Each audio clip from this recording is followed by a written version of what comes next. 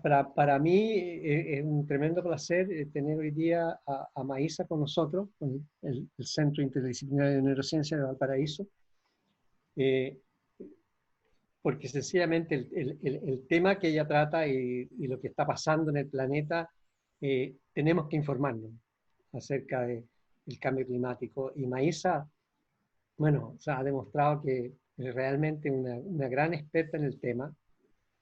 Así que yo les voy a muy rápidamente a hablar un poco de ella, eh, eh, y decirles que Maísa estudió en la Universidad de Chile, física, así que es una física, y tiene un doctorado en física atmosférica de la Universidad de Oxford. Entonces, Maísa es directora del Centro de Investigación del Clima y Resiliencia, CERS. Es una climatóloga chilena y académica del Departamento de Geofísica de la Universidad de Chile. ¿Ah? Sus áreas de investigación son el paleoclima y el cambio climático, presente y futuro a nivel regional. ¿Ah? Y las herramientas de análisis que usa comunes son los modelos numéricos del clima. ¿Ya? Y yo creo que hay una cosa muy importante que tengo que nombrar, que es autora principal, coordinadora del próximo informe del Panel Intergubernamental de Cambio Climático, IPCC, AR6, y es la coordinadora del Comité Científico en Cambio Climático que creó el Ministerio de Ciencia para la organización de la COP25, que creo que esa es la razón por la cual no pudiste venir a nuestra tertulia, pero en fin. Así que finalmente te tenemos aquí, Maísa, es un placer, y bueno, le dejo el podio, como dice, un podio virtual. ¿Ah? Podio virtual. Muchas gracias, Ramón, por la presentación y gracias por la invitación. Y sí, también muy contenta de que en estas condiciones ahora parece que está siendo más fácil poder participar en tantos foros. Lo que yo quería conversar es, obviamente, sobre la pandemia. Yo creo que es un tema ineludible en este momento del cambio climático. ¿Y qué es lo que nos ha hecho reflexionar esta pandemia a los que trabajamos en cambio climático? Algunas similitudes, ¿verdad?, que hemos podido identificar y por lo tanto algunos aprendizajes también. Bueno, yo diría que el primer aprendizaje de esta pandemia es que el mundo está interconectado. Un pequeño virus que apareció en China se ha propagado por absolutamente todos los continentes salvo Antártica.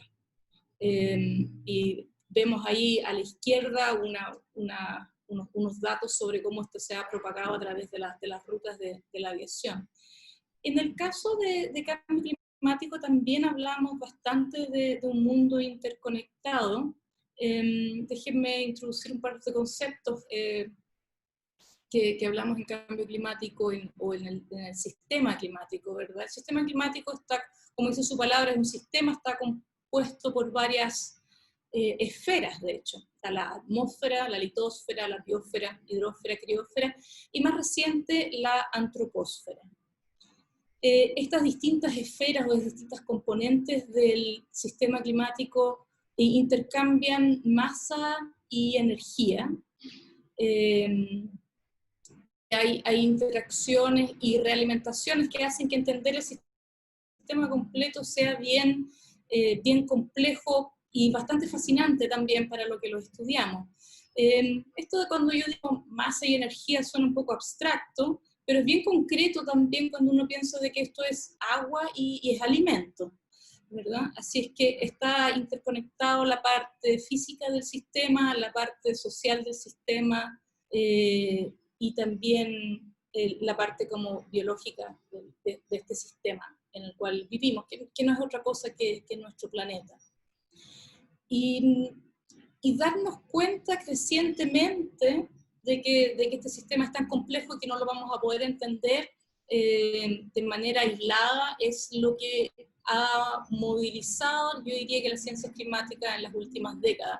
Fíjense que en mi presentación decía yo hice un doctorado en física de la atmósfera, una pequeña parte, y con los años he tenido que aprender de todas estas otras esferas también. Yo diría que el otro gran tema que hemos aprendido con esta pandemia es que no somos muy buenos para evaluar y manejar el riesgo. El riesgo en general significa identificar ciertos riesgos, analizarlos, implementar acciones y monitorear. ¿Ya? Eso es como en general en el tema de riesgo. En el caso del IPCC, del Panel Intergubernamental de Cambio Climático, tiene una definición particular de riesgo.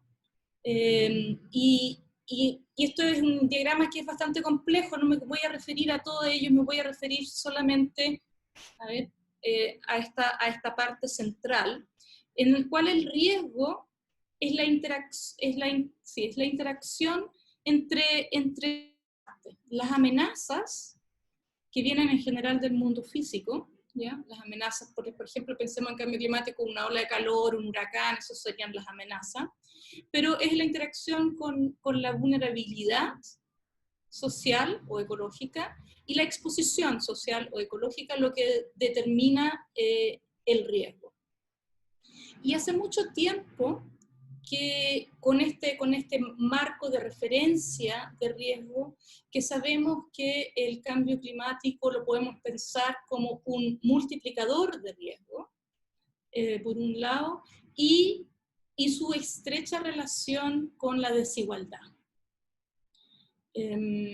Está muy claro de que el cambio climático no afecta de la misma manera a todas las poblaciones o a todos los ecosistemas, depende bastante de la exposición. Un ejemplo bien claro de esto es, por ejemplo, uno podría pensar una amenaza como una ola de calor, puede ser una amenaza, pero el impacto de esa ola de calor va a depender mucho si yo tengo dinero para tener aire acondicionado en mi casa o si tengo acceso a un parque donde me pueda refrescar. Así que la desigualdad socioeconómica juega un rol importante finalmente en el impacto de esos riesgos.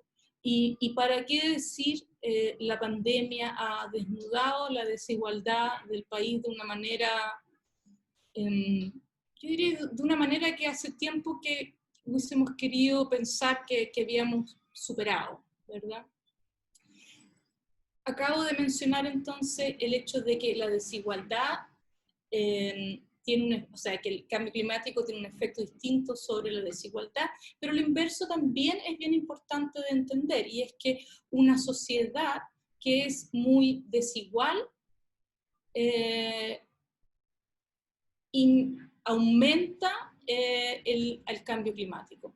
Una desigualdad que es muy desigual, por ejemplo, tiene zonas de sacrificio.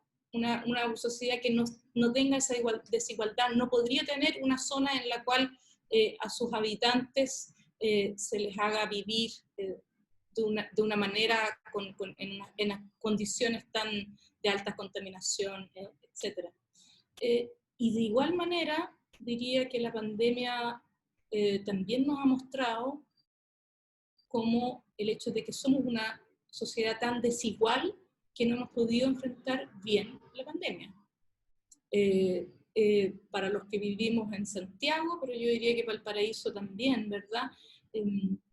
Estuvimos por muchas semanas en cuarentena, y bueno, ustedes y yo probablemente pudimos seguir trabajando desde nuestras casas y hacer teletrabajo, pero por el hecho de que muchos conciudadanos no podían hacer eso mismo debido a una alta desigualdad social, es que no podíamos enfrentar bien la pandemia.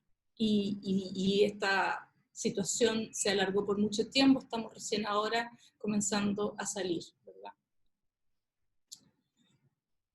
Los impactos entonces son diferenciados.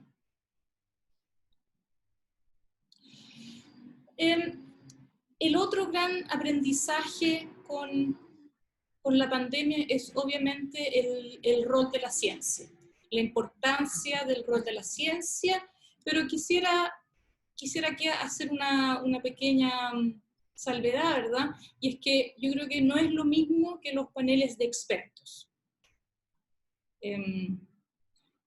Y esto salió bastante, por ejemplo, cuando pensamos en el estallido social, otra crisis que hemos vivido en el último año en el país, ¿verdad? Y se recuerdan de que lo que gatilló el estallido social fue un panel de expertos diciendo de que estaba ok subir el precio del metro en 30 pesos, y eso gatilló una ola de acciones en el país. Entonces,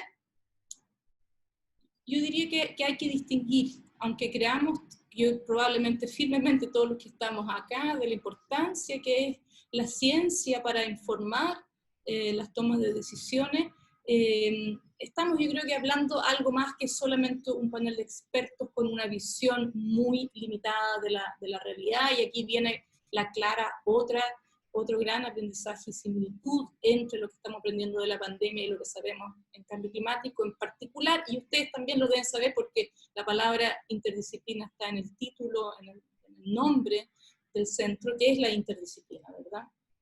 La necesidad de abordar los problemas desde miradas diversas. En el caso del cambio climático es muy evidente porque, simplemente para entender todas estas distintas esferas que les mencioné, esas generalmente son abordadas por expertos de distintas áreas, por ecólogos, por físicos atmosféricos como yo, hidrólogos, hidrólogas, glaciólogos, etc. Y aquí yo tiendo, no viniendo del área de la biología, yo la verdad las cosas que pensaba en marzo, cuando empezamos a tener nuestros primeros casos, que era evidente que esto iba a ser el año de los virólogos, de los expertos en salud pública y de los médicos, los epidemiólogos, pero al poco andar nos dimos cuenta que en realidad también estaban los expertos en datos, era importante entender lo que nos estaban diciendo los economistas y lo que nos estaban diciendo, por ejemplo, también los expertos en salud mental. Que este problema tan complejo requería de una necesidad de miradas muy diversas. Así que bien distinto a este como comité de expertos unidisciplinar que ve una parte del problema también. Yo creo que eso es súper crítico. Y está muy asociado también a esta necesidad de desarrollar un pensamiento sistémico, que es integrador tanto en el análisis de las situaciones como en las conclusiones que puedan salir de allí. El CR2, el centro que yo dirijo también, es un centro interdisciplinario donde estamos tratando de hacer interdisciplina, considerando todos estos distintos elementos, y yo creo que es para allá lo que nos lleva la ciencia del siglo XXI, y no solamente la ciencia del siglo XXI, sino también los problemas complejos del siglo XXI.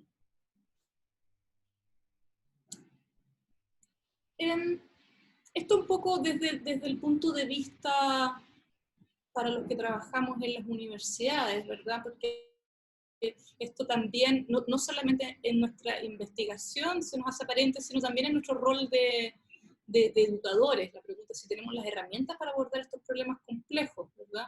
Que requiere de múltiples disciplinas, múltiples dimensiones, perspectiva de diversos actores sociales, y cómo le pasamos estas herramientas a nuestros estudiantes. Yo creo que para los que trabajamos en universidades y tenemos un rol importante en la formación de nuevas profesionales, es una pregunta bastante ineludible, yo diría, y la verdad de las cosas es que yo diría que, aunque aquí también hay visiones distintas, ¿verdad?, de que o por lo menos hay una aparente contradicción entre la necesidad de interdisciplina con la formación tan disciplinar a la cual estamos acostumbrados. Yo siempre explico de que, como dijo Ramón en mi presentación, yo estudié física y después tengo un doctorado en física atmosférica, que no puede ser nada más disciplinar y estrecho, una visión muy, muy estrecha del mundo, y desde entonces que he tenido que hacer el camino inverso de volver a mirar el resto de las áreas. Y eso es un camino bien difícil de realizar y que probablemente es difícil, y uno se siente que no, por mucho tiempo uno siente que no tiene muchas las herramientas para hacerlo. Así que probablemente es un poco tarde ya después del doctorado, después de un postdoc incluso, de intentar abrirse, y que debiera ser muy importante entonces de que en nuestra formación ya pudiéramos ser formados con esta visión para abordar los problemas del siglo XXI.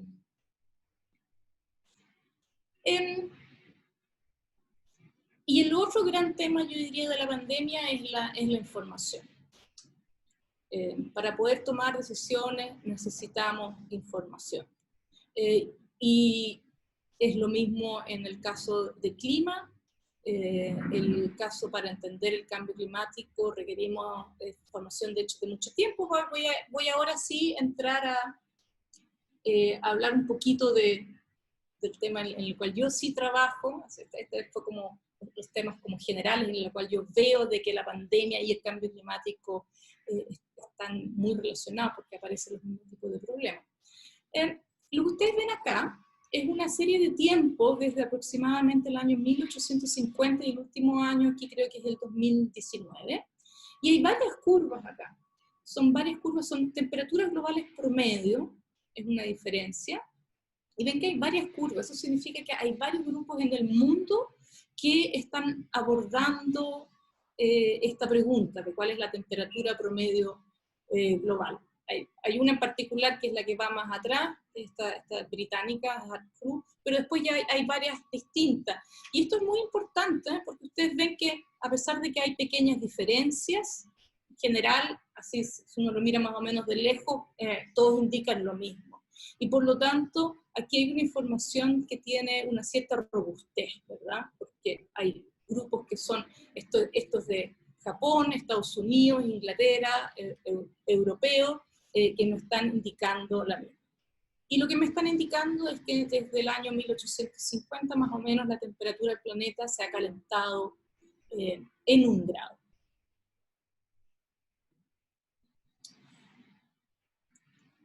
Quisiera ahora seguir hablándoles un poco de ciencias climáticas para referirme a algo que me ha tenido muy preocupada y muy ocupada en los últimos meses, y es el tema de las emisiones de CO2 y la crisis. Todos sabemos de que para limitar el calentamiento global y por lo tanto enfrentar esta crisis climática que estamos viviendo, necesitamos no solamente reducir, sino eliminar las emisiones de gases de efecto invernadero, aquí ilustrados por el dióxido de carbono en particular. Lo que muestra esta figura son datos de emisiones globales, medidos en gigatoneladas de CO2, desde el año 1960 y el último año aquí es el 1919. Es la curva negra. Y sobrepuesta, aquí hay varias crisis globales, ¿ya? Aquí está la crisis financiera del año 2008 y 2009. Y lo que nos dice la historia es que después de cada una de estas crisis, las emisiones han bajado. De hecho, durante la crisis financiera, las emisiones bajaron un poquito menos de un 2%. Sin embargo, lo que también nos muestra estos datos es que una vez que salimos de la crisis, las emisiones han vuelto a aumentar y muchas veces incluso han aumentado a una tasa aún mayor de lo que teníamos antes de la crisis. En el año 2010, 2011, las emisiones aumentaron en casi un 6%. Así que durante la crisis bajaron un 2%, pero después que terminó la crisis aumentaron un 6%. Y lo que pasa, y esto lo voy a explicar al tiro, esto simplemente no puede ocurrir después de esta crisis. Porque estamos en el año 2020 y la década que se nos viene, esta década es una década crítica, absolutamente crítica para poder enfrentar el cambio climático y por lo tanto simplemente no nos podemos dar el lujo de que tengamos este rebrote de emisiones una vez terminada la pandemia. La ciencia también demuestra que tiene una capacidad de hacer ciencia de una manera muy impresionantemente rápida, lo hemos visto con las vacunas, ¿verdad? Y toda la parte de la investigación en esos ámbitos. En esta figura está basado en un artículo que salió, no me acuerdo, pero yo no sé si fue en abril o en mayo ya, sobre cuál estaba siendo el impacto sobre las emisiones globales. Y aquí hay varias fuentes, pero básicamente todas están convergiendo a que va a haber una disminución de aproximadamente un 5% del 2020, ¿ya? Para el 2020, entonces, como un 5% de las emisiones va a ser la disminución. Ahora, sabemos que para abordar de manera satisfactoria el cambio climático, cumpliendo con lo que nos autoimpusimos cuando firmamos el Acuerdo de París, las emisiones deben disminuir aproximadamente un 7% anualmente. Así que lo que estamos logrando ahora, en estas condiciones, es menos de lo que debemos disminuir de aquí al año 2030 y de aquí en adelante. Y lo que es evidente es que esta manera que estamos disminuyendo las emisiones no es ni sostenible ni deseable. ¿Ya? Ok, volvamos entonces un poquito, quiero explicar un poquito de esta relación entre las emisiones, la contaminación y cómo enfrentamos el cambio climático, que son preguntas que han aparecido bastante.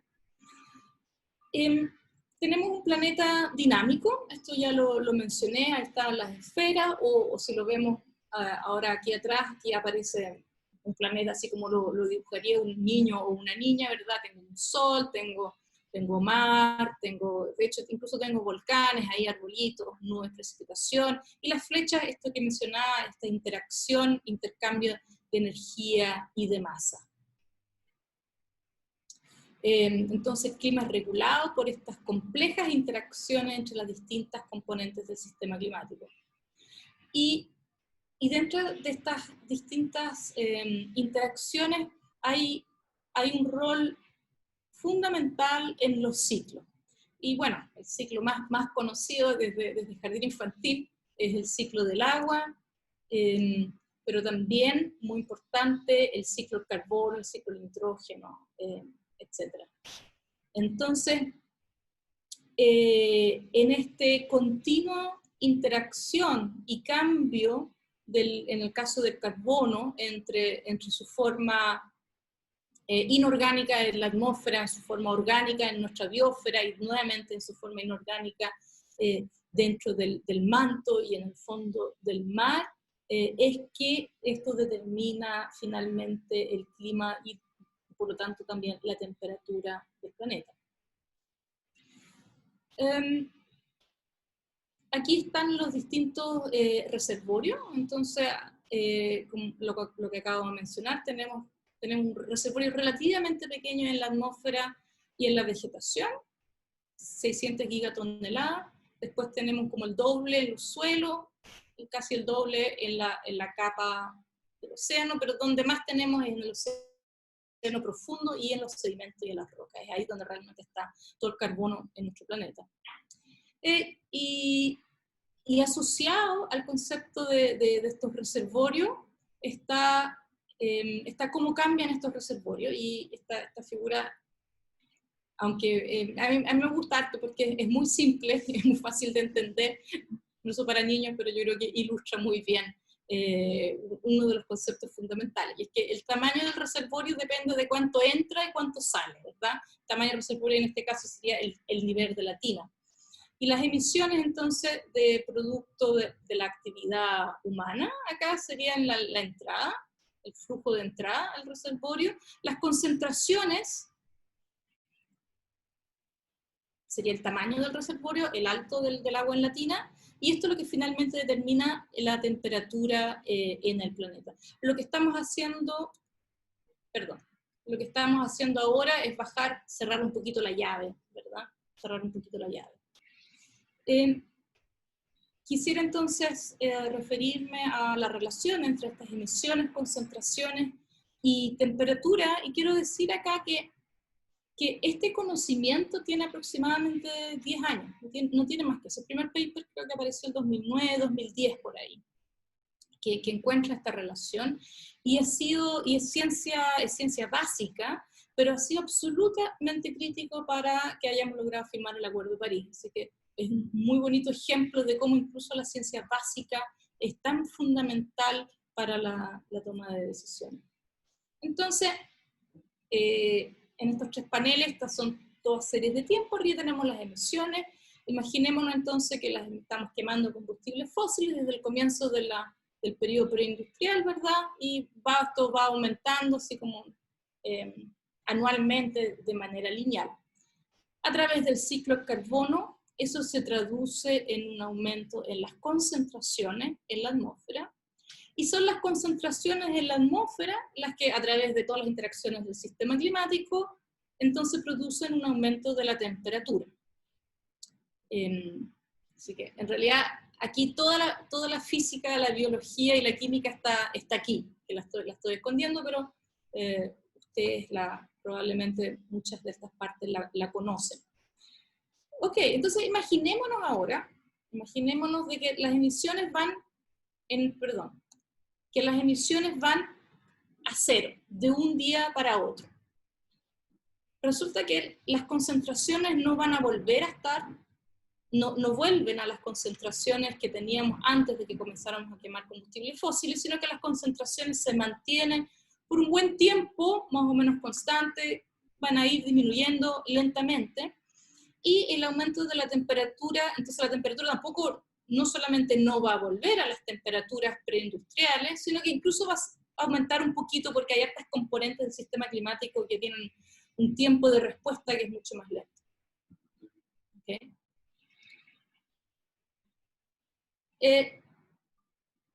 Entonces, lo que ha ocurrido en estos meses, lo que han disminuido son las emisiones, pero, como les mostré recién, las concentraciones se mantienen y, por lo tanto, las temperaturas se mantienen. El corolario de esto es que las emisiones no solamente tienen que disminuir como han disminuido ahora, sino que realmente para limitar las temperaturas y que las temperaturas vuelvan a ser, para limitar las temperaturas, las emisiones tienen que llegar a ser cero. Esta llave tiene que cerrarse por completo. Incluso cuando esta llave se cierre por completo, este nivel se va a mantener por un tiempo y después lentamente va a ir bajando. Así que para la escala humana, el calentamiento que ya hemos vivido es irreversible. Por este ciclo por lo menos es bastante irreversible, a menos que artificialmente aumentemos esto y bajemos entonces el nivel de concentración. Esas tecnologías por lo menos no existen hasta el momento a escala, de poder remover CO2 desde la atmósfera de una manera artificial y guardarlo por mucho tiempo, para que nunca más vuelvan a entrar a mi tina.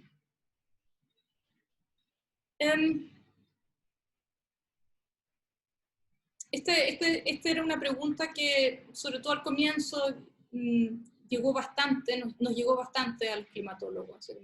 ¿Cuál va a ser el impacto de esta disminución de las emisiones en la lucha contra el cambio climático? Lamentablemente, impacto inmediato ninguno. Impacto sobre contaminación local y calidad del aire, enorme, claramente. Por lo menos para los que vivimos en Santiago, eso fue sigue siendo bastante evidente.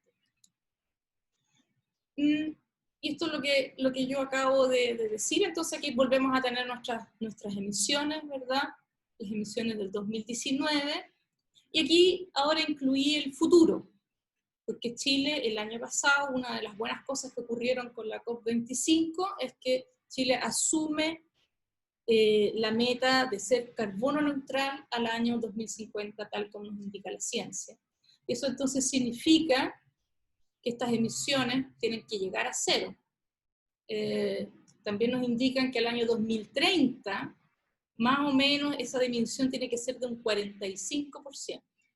Así es que es un posible rebrote de emisiones post-pandemia simplemente nos deja casi imposible lograr esta meta. Así que las decisiones que se tomen en estos siguientes meses van a ser críticos para poder ponernos en ruta en esta trayectoria y de esa manera poder enfrentar de manera exitosa el calentamiento global, el cambio climático y el cambio global. Mucha de la información que les acabo de dar vienen de un informe muy importante, que es el informe 1,5 que publicó el IPCC en el año 2018, que justamente se le pidió al IPCC de evaluar la posibilidad de limitar el calentamiento a 1,5 grados. La buena noticia de este informe es que dijo que sí, que era factible de hacerlo, y aquí hay como un resumen de la factibilidad.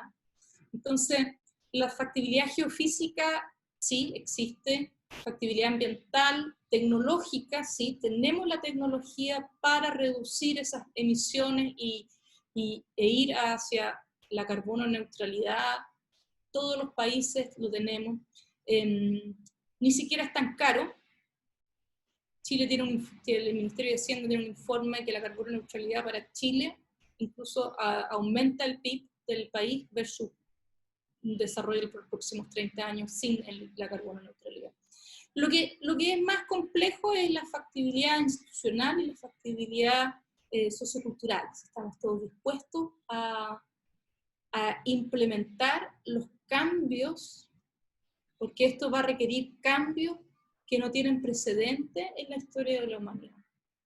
Cambios en muchos sentidos, tecnológicos, ambientales, institucionales, pero también cambios a nivel de decisión y de nuestro estilo de vida, etc. Y quiero terminar yo diría que con una última gran aprendizaje, yo diría para mí por lo menos lo ha sido, de esta pandemia, que tiene que ver con la transformación.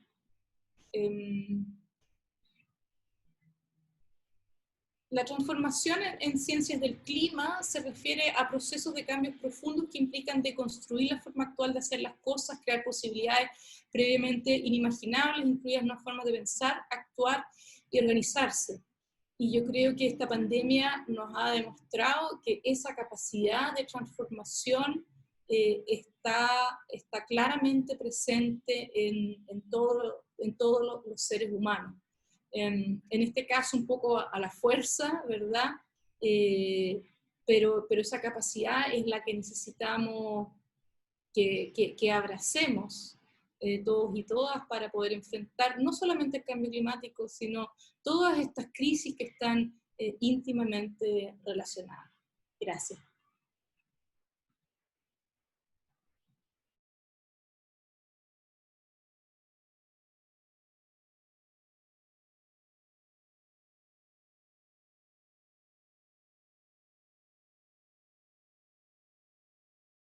Oye, Maísa, mira, mis preguntas son de gran ignorancia, pero lo que tú dijiste, si entendí bien, es que si tú cierras la llave, ¿no es verdad?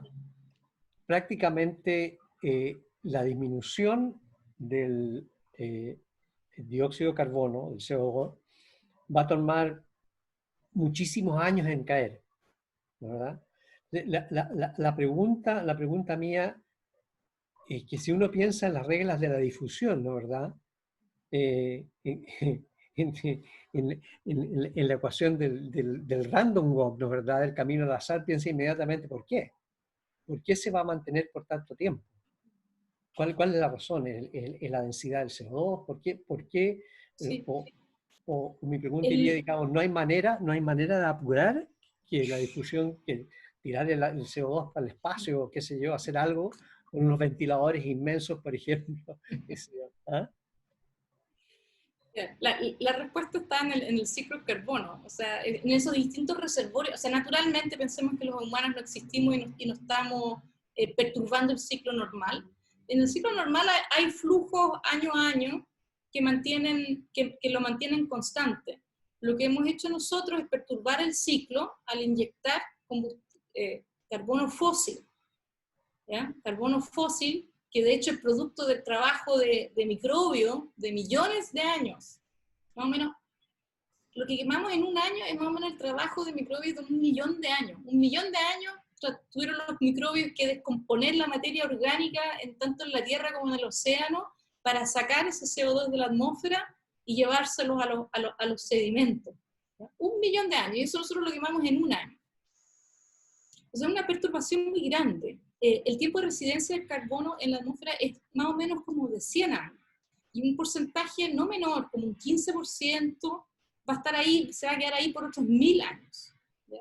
Ese es el gran problema del CO2, que tiene este tiempo de residencia en la atmósfera tan largo. Entonces, la única manera de bajar, de volver a bajar el nivel de la tina, es sacarlo de manera artificial. No solamente, bueno, hay una manera bien simple de hacerlo, que es plantar muchos árboles, ¿verdad? Los árboles mientras crecen, sacan CO2. Ahora, en todo rigor, lo único que podemos lograr con eso es sacar el CO2 que inyectamos al deforestar desde hace, no sé, 200, 300 años. Cada vez que hemos cortado árboles para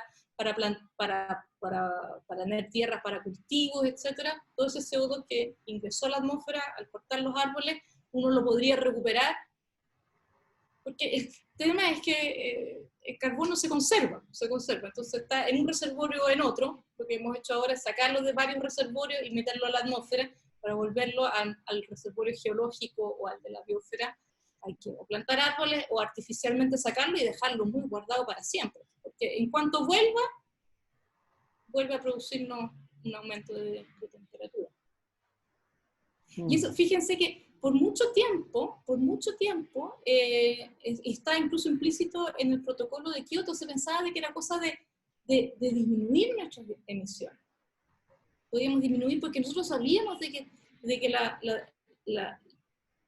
biología, la fotosíntesis nos estaba ayudando, y pensábamos que tanto la fotosíntesis que ocurre en la Tierra como en el océano podía ayudarnos a sacar CO2, pero hace poco recién que entendimos que en realidad esto no es reducir, sino que es eliminar. Bueno, muchas gracias, fue muy, muy linda la charla. Y te quería hacer 2 preguntas, una es más local y otra es más, una es local y la otra es casi personal.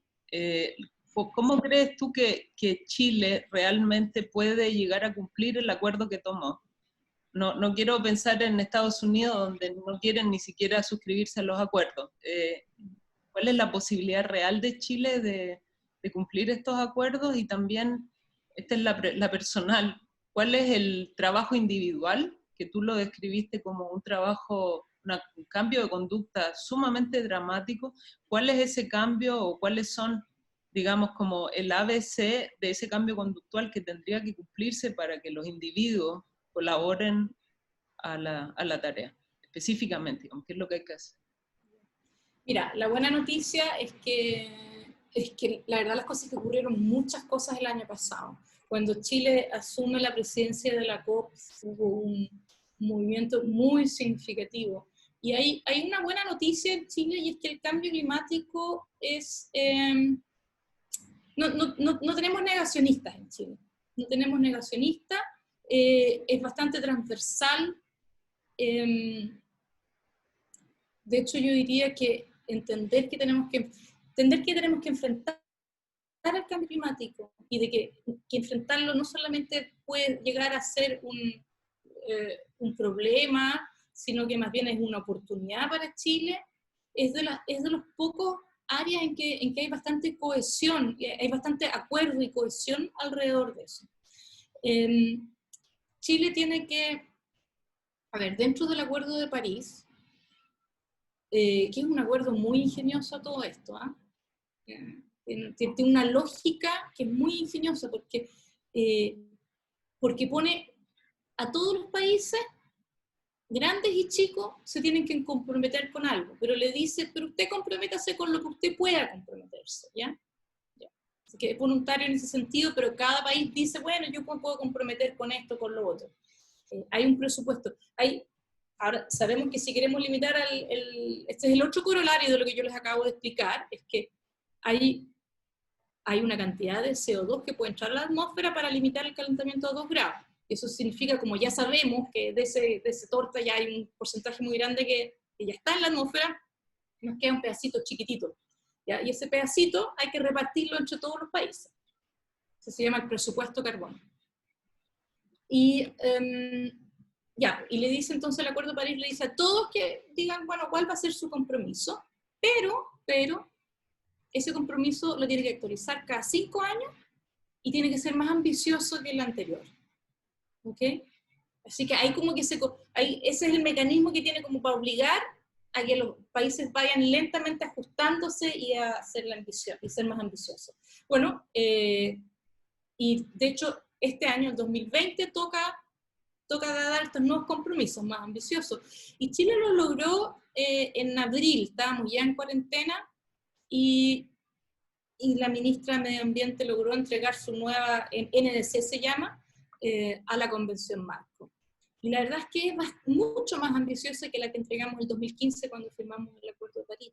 Y eso fue el trabajo que realizó el año pasado el Ministerio de Medio Ambiente, el Ministerio de Energía, sobre todo, el Ministerio de Hacienda también, en conjunto con la comunidad científica a través de ese comité científico que llamó a coordinar el Ministerio de Ciencia. Así que fue un trabajo, esa es la buena noticia.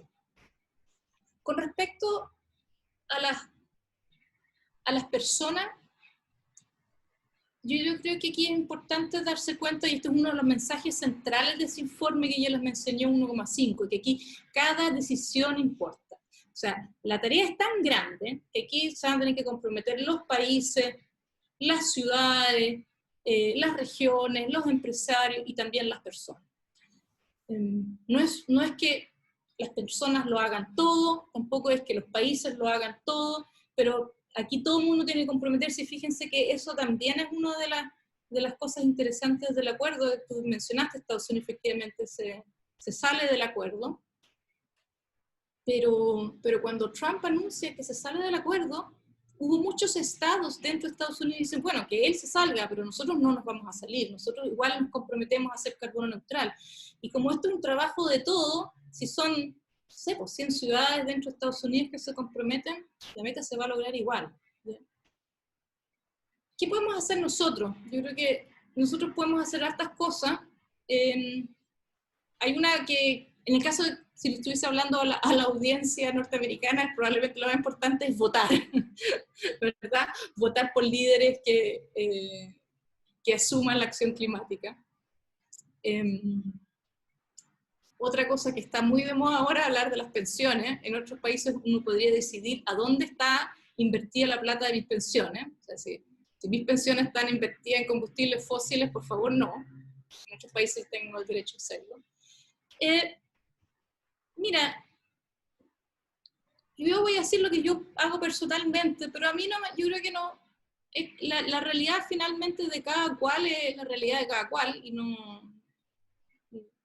Pero hay una cosa que yo aprendí hace no tantos años, y que me parece que es muy simple y que tiene un impacto muy importante, y es el tema de la comida. Yo no sé si ustedes, pero a mí me enseñaron de que había que comerse toda la comida porque había muchos niños pobres en África que se morían de hambre. Así que se fue educada yo. Así que había que comerse toda la comida. Y, o sea, hay un tema ético de no botar comida.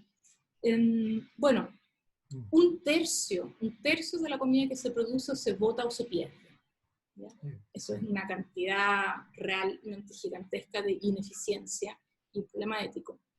Pero si toda esa comida que se pierde y se bota, si fuese un país, porque eso además está asociado a emisiones, sería el tercer emisor más grande del mundo después de China y Estados Unidos. Así que no solamente es un problema ético de estar botando comida, sino que también contribuye al cambio climático de manera muy importante. Así es que, por lo menos en la parte que, esto es obviamente en toda la cadena, desde el agricultor hasta mi plato, pero de la parte desde el supermercado hasta mi plato, mi refrigerador, yo creo que es algo que cada uno puede hacer que tiene un impacto importante, y pues hay otras cosas, pero que no son tan fáciles, ¿verdad? Obviamente que es mejor andar en bicicleta que andar en auto, pero ustedes viven en Valparaíso, no van a andar subiendo y bajando los cerros en bicicleta, supongo, ¿no? quizás pueden caminar, no lo sé. Pero hay decisiones que uno puede tomar para mejorar. Y yo creo que lo interesante es decisiones que me ayudan a tener quizás más de un objetivo, cumplir con más de un objetivo. Yo creo que esos como son los que más hacen sentido. Quizás una decisión que me permite descontaminar, reducir emisiones y también me ayuda a la salud, por ejemplo, eso sería algo positivo. Tengo una pregunta, voy a hacer la pregunta, espero que no crean que yo soy negacionista, porque en realidad no es así, pero es por curiosidad, porque tú eres paleoclimatóloga, me parece, entonces me interesa conocer, por curiosidad, digamos, ¿cómo son los ciclos naturales? Si alguien ha hecho un estudio de cómo sería el ciclo natural si no hubiera humanos en la Tierra? Y la otra cosa, o si los humanos no gastáramos el CO2, pero no lo tiráramos a la atmósfera, que diga. Y la otra pregunta que tiene relación con eso, que es un poco anecdótico, porque yo una vez lo leí, pero después no pude encontrar la fuente original, es que por ahí por el siglo XVI, creo, o XVII, por ahí, hubo un periodo en donde hubo una reducción de temperatura, que parece que tenía relación con el descubrimiento de América. Y ahí parece un cambio en la cantidad no sé si eso es verdad o mentira. Esas son las dos preguntas, una, los ciclos naturales, y esta pregunta del... Sí, ya.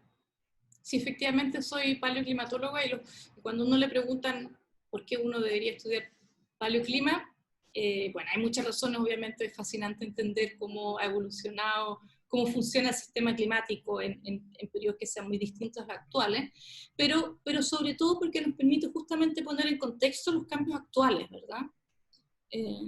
Tener la visión de muy largo plazo y entender cómo funciona el clima en periodos tan distintos como, por ejemplo, el último máximo glacial, un mundo en que el planeta era como 4 grados más frío que hoy, o durante el Eoceno, 65 millones de años atrás, la época en que vivían los dinosaurios, que el planeta era como 10 grados más cálido de lo que hoy en día.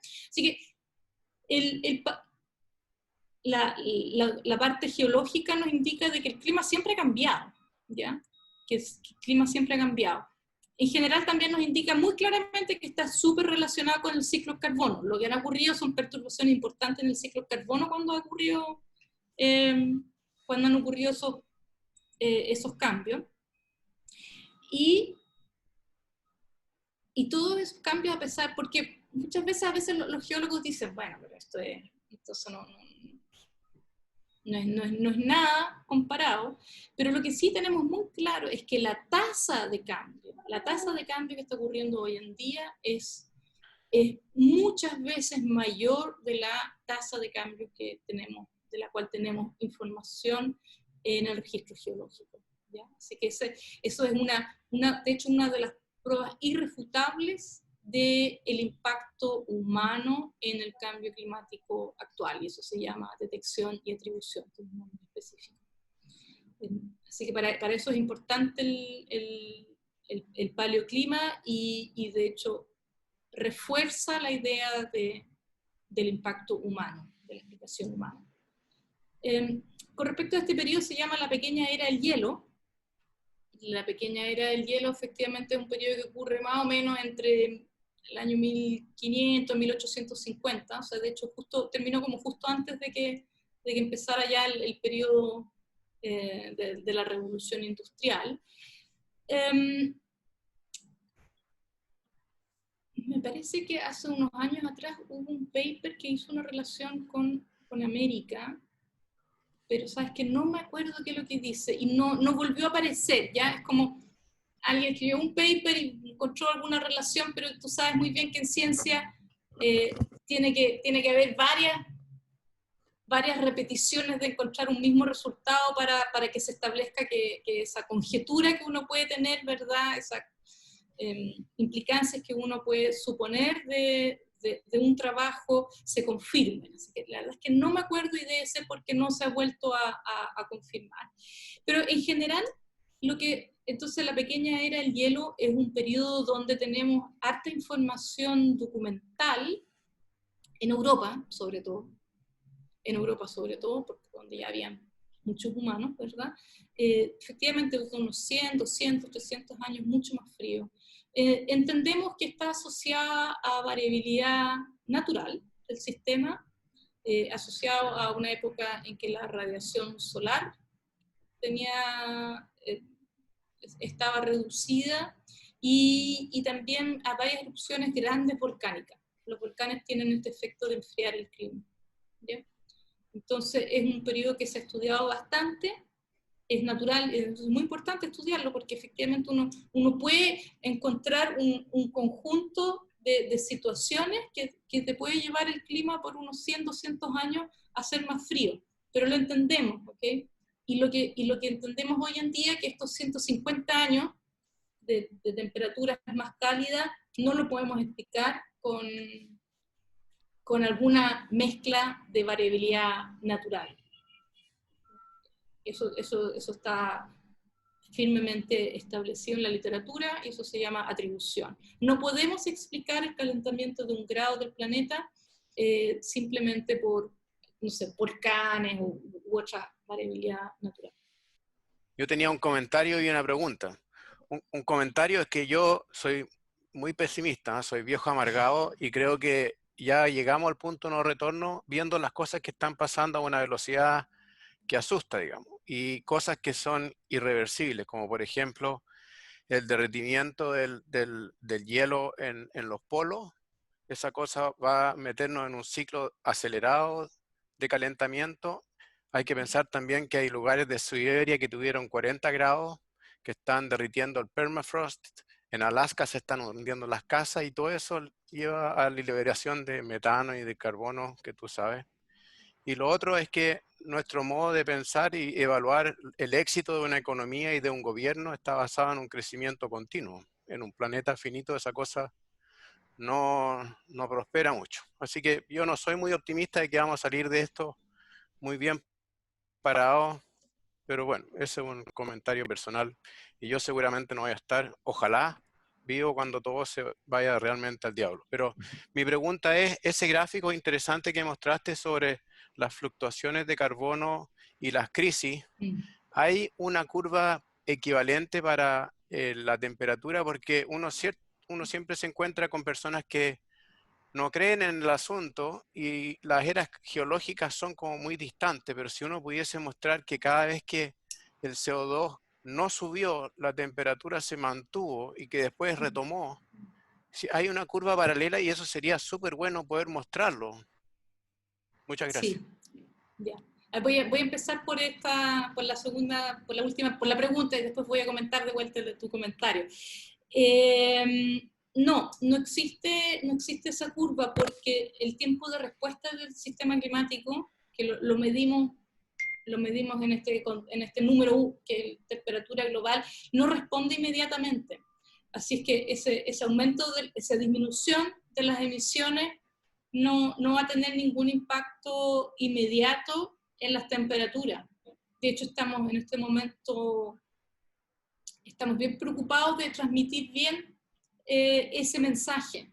La pregunta es, ¿después de cuánto tiempo vamos a ver el efecto de la disminución de las emisiones? Porque piensa que ya los países firmaron el Acuerdo de París, esperemos de que la elección en noviembre en Estados Unidos sea favorable, ¿verdad? Todo el mundo está alineado, empiezan a bajar las emisiones, todo el mundo hace un esfuerzo, bajan las emisiones, y no pasa nada con las temperaturas, incluso podríamos tener unas temperaturas muy altas. Entonces va a ser difícil explicar eso, la gente va a decir, a ver, pero estamos haciendo este tremendo esfuerzo y no pasa nada en la respuesta, ¿verdad? Y efectivamente, antes de una década no podemos esperar de que pase nada. Lo primero que vamos a ver es que van a o mantenerse o quizás bajar un poquito las concentraciones, pero para que eso se traduzca después en un cambio en la temperatura, estamos hablando por lo menos de una década, ¿ya? Por eso te digo que a la escala humana de un par de décadas, este cambio es irreversible. Por eso hablamos de limitar el calentamiento, pero no de revertirlo. Ya. Con respecto a tu pesimismo, con respecto al... Primero hablaste un montón de temas que justamente es el sistema climático, ¿verdad? Efectivamente, la interacción entre nuestra perturbación del ciclo de carbono con realimentaciones que existen dentro del ciclo de carbono normal. Los suelos, si ustedes se acuerdan de los reservorios, tienen el doble de carbono de lo que tiene la atmósfera y el doble de carbono de lo que tiene las plantas, los troncos de los árboles. Y el permafrost es efectivamente, que son estos suelos congelados, particularmente tienen mucho carbono. Entonces ahí tenemos una realimentación positiva. Se calienta el planeta. De hecho, el planeta se ha calentado 1 grado, pero el Ártico se ha calentado como 2 grados. Es la región del planeta que más se ha calentado. Y en la medida que se calienta, se descongela, y cuando se descongela, puede salir el permafrost en forma de metano o en forma de CO2 a la atmósfera, y más gases de efecto invernadero, aumenta el calentamiento. Así que tenemos una realimentación positiva ahí. Pero recuerda que cuando les mostré esa lámina sobre la factibilidad geofísica dice que todavía es posible limitar el calentamiento a 1,5 grados. Si no se calienta demasiado, no se va a descongelar todo el permafrost, y por lo tanto no vamos a entrar en esta realimentación positiva. Eso es justamente lo que dice la factibilidad geofísica, nos está indicando de que esas realimentaciones no se van a gatillar hasta en las próximas décadas, por lo menos. Así que estamos todavía a tiempo. Bueno, muchas gracias por tu presentación. Yo quería llevarte a otro lado, a otra contingencia, que no sé si vas a tener una respuesta, pero tengo una inquietud hace mucho rato y a lo mejor tú tienes algunas luces respecto a eso. Chile en los próximos meses va a entrar probablemente a un proceso constituyente.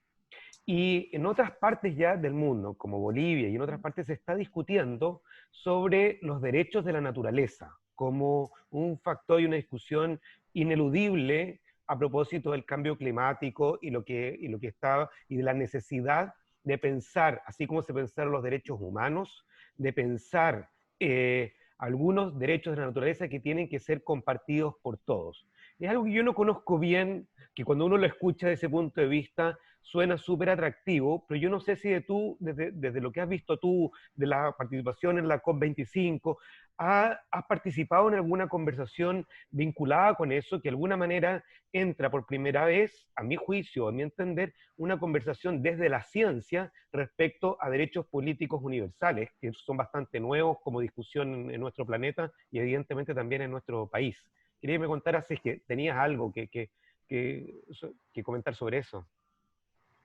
Algo puedo comentar sobre eso. Tengo la suerte que en el CR2, que es un centro interdisciplinario, tenemos varios abogados, y tenemos algunos expertos en constituciones, de hecho. De hecho, fui invitada hace unos años ya atrás, no me acuerdo, 2016 o 2017 o 2018, no me acuerdo, a unas conversaciones en la Facultad de Derecho de la Universidad de Chile sobre los temas ambientales dentro de la Constitución. Así que algo aprendí ahí. Y efectivamente, a ver, yo soy una persona positiva, disclosure, si tengo que decir. No soy una persona negativa, soy optimista. Y yo creo que es una tremenda oportunidad potencial, obviamente, el que podamos darnos un tiempo para discutir en profundidad entre todos los chilenos y chilenas cuáles son las bases que nos queremos dar para construir la sociedad para las próximas décadas. Y hacer eso cuando ya entendemos esta relación, este gran telón de fondo, que es el cambio climático, que es el talón de fondo del siglo XXI, es un lujo. Es un lujo hacerlo, y lo que yo entiendo en una constitución es eso, ¿verdad? Son algunas bases, algunos principios, derechos y deberes, pero básicos.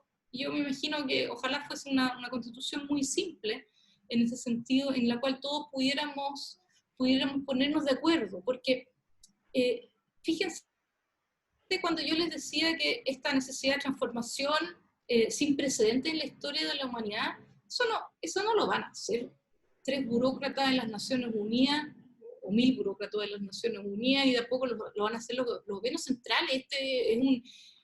Aquí nos tenemos que embarcar cada uno de los seres humanos de este planeta.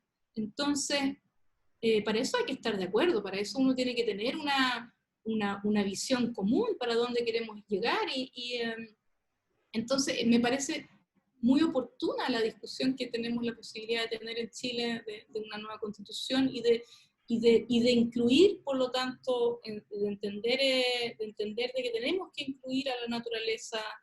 Ahora los abogados dicen que, bueno, derechos de la naturaleza es un tipo de derecho muy como de tercera o cuarta generación, no sé exactamente cómo se dice, pero no, yo estoy muy optimista y esperanzada con ese proceso, y yo pienso de que ese va a ser, de hecho, uno de los roles del CR2. Yo me imagino cuando exista la Asamblea Constituyente, llamarán a audiencia para explicar algunos temas, y ahí estaremos explicando este tema que es, como digo, el cambio climático es el talón de fondo del siglo XXI.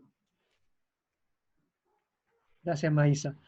Mira, yo debiera cerrar esta discusión con esa pregunta porque me pareció muy buena y la respuesta muy completa, pero tengo una curiosidad, y la curiosidad es la siguiente, porque la energía nuclear ha sido extremadamente vilipendiada por los ambientalistas, y sin embargo me parece que algunos andan diciendo que es un paso necesario recuperar la energía nuclear para así transitar lentamente entre los combustibles y todo el carbón que se está metiendo a la atmósfera, digamos. Entonces, ¿cuál es tu opinión frente a eso? Yo creo que hay unos ambientalistas famosos que están predicando eso, me parece. ¿Cuál es tu opinión frente a eso? Yo diría, bueno, a ver, la energía nuclear efectivamente para el tema de cambio climático